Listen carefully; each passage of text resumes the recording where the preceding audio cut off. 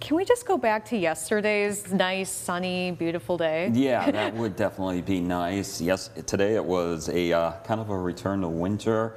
And Friday night will definitely be a return to winter here. We'll talk about that here in just a second. I'll tell you what, I don't mind getting the snow, even though, yeah, I'd take a June sunny and warm day right now, wouldn't all of us? But it's just the single digit and the negative numbers that I'm just not looking forward to tonight. I thought we'd be done with that, but not the case here as we're looking at some interior spots falling to or below zero tonight. So no flip-flops? Yeah, no flip-flops anytime soon here. No flip-flops in this photo either. We have Ron from Anastique, and we had the snow showers this morning, and they were intense in some parts of the UP. Even in Marquette, I looked out the window around 8 o'clock this morning, and we had one of those stronger snow showers, and it was really reducing the visibility. But you can see Ron's getting one of these stronger snow showers, and it was the same deal in the eastern UP towards I-75. That spot got some stronger snow showers, and unfortunately we had a major issue out there this morning. But this is what we had in some parts of the UP this morning. Ron in Manistee, same deal with the stronger snow showers moving through his part of the UP in Manistee. Thanks, Ron, for sending that photo in. And then we have some other photos here. Look who's hiding from the cold here and hiding from the snow. Tasha and Ishpeming, let me use this photo here. That's her car right there, and the deer just hanging out, taking a little bit of a snooze here, just trying to stay warm and protecting itself from the wind by the snowbank there. But thanks, Tasha, for sending that in. And then as we go to some other photos here, Patty Layton here, she was kind of in between the stronger snow showers here. You can see the dark clouds to her south, but the sun peeking on through as well. Thanks, Patty, for sending that into our 906 Weather Watcher photo group here. Kev, before the snow shower started at his spot in western Marquette County, you can see he got the sunrise. Beautiful sunrise, albeit a cold one, it looks like. Thanks, Kev, for sending that photo in. And then a beautiful blue jay photo. They're beautiful birds. When I was a kid, I always was amazed at blue jays. Right. But when I grew up and finally learned a little bit more about birds, I learned that they are one of the more aggressive birds, so they are beautiful, but they can be aggressive as well. But thanks, Kevin, for getting that shot in Munising, and then he had another shot. This is looking west around the Munising area here. I think Audrain's back here, but looking westward here, you can see the sun setting. We cleared out nicely late this afternoon and this evening across most of the UP, and Kevin in Munising was getting a beautiful sunset photo there. Thanks, Kev, for sending that one in. And then Peter also got a beautiful sunset photo as well in the Copper Country. There's the sun setting behind the trees there. Just a beautiful sunset, not a cloud in the sky in the Copper Country this evening.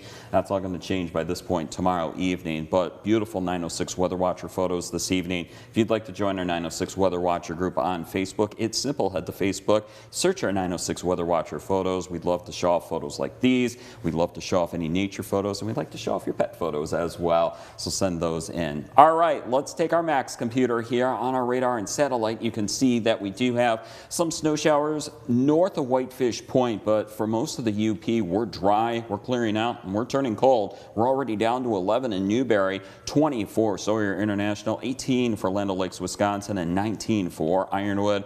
A little bit of a wind in the air going on, and that's putting a bite in the air. We have a wind chill of 9 for Munising and a wind chill for 10 for Ironwood. 18 is what it feels like for Iron Mountain. Weather in motion here. Here comes our next storm system. First wave of precipitation will be tomorrow night into Friday morning, and then we'll get a little bit of a lull around lunchtime on Friday, and then a heavier batch of precipitation moves on in Friday night on into Saturday. And most of that precipitation for a good part, if not most of the UP, will be in the form of snow. Here's the snowfall amounts. Tomorrow night on into Friday morning, for most of us, it's 1 to 3 inches. A couple of spots may approach 4, but we'll throw some freezing rain perhaps into the mix tomorrow night on into Friday morning or lunchtime Friday. And for most of us, it's a glaze to 1/10 of an inch of ice. But for the interior sections west of Marquette, we could be looking at 1/10 to perhaps 1/4 inch of ice or a little bit more. This is tomorrow night into Saturday morning and into maybe Saturday early afternoon from Scandia Township to Gwinn, Marquette, Ishpeming into the Dead River Basin, Huron Mountains, we could be looking at a foot of snow or more. For most of us, it's 9 to 12 inches of snow. And once again, this is Friday night into Saturday morning or Saturday lunchtime. And then as you can see, amounts drop off towards the Lake Michigan shoreline and towards Menominee. And amounts also drop on off as you head north of Houghton and Calumet towards Copper Harbor. Tonight it's cold, 8 for Marquette, 9 for Gladstone and Escanaba, 5 for Iron Mountain, 11 for Houghton and Hancock. Overall, low temperatures tonight will be in the around 0 or the single digits for interior spots near the Great Lakes. Lows tonight in the teens, 37 Thursday, 34 on Friday. And then as you can see for Marquette, it's windy with some morning heavy snow on Saturday, 27 degrees. For Escanaba and Gladstone, 39 Thursday, 40 Friday, and then 32 on Saturday with snow showers and wind. For Iron Mountain, 41 Thursday, 39 Friday, and then 32 on Saturday. And then for Houghton and Hancock, Thursday, 35, 34 Friday, and then 27 degrees as we head on into Saturday. So real briefly how it's all going to pan on out, Becca.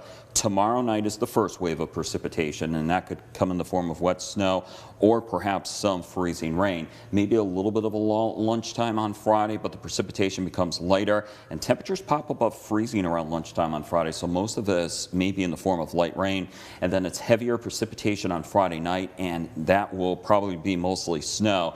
And then we're also going to have windy conditions Friday night on into Saturday, so that's going to blow the snow around and perhaps drift the snow around, and that could create some difficult to perhaps very difficult travel Friday night on into Saturday morning.